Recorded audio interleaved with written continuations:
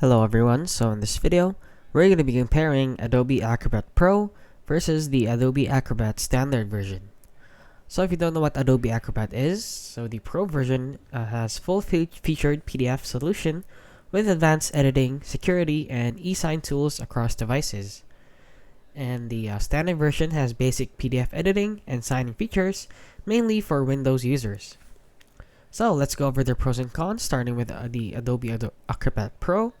So the pros of it is that it has advanced editing and OCR tools, it has redaction and legal compliance features, and works on Windows and Mac.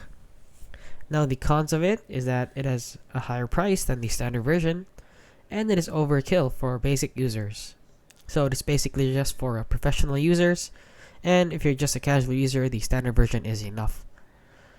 Now let's go over the pros and cons for the standard version. So the standard version pros is that it is cheaper than Pro, which is to be expected, and it covers basic PDF needs like edits, sign, and comments. And lastly, it is easier for casual users. So the cons of it is that it is only available on Windows, and it lacks advanced features like OCR, redaction, and pre-flight. And that is basically it. So if you found this video helpful, please consider liking and subscribing.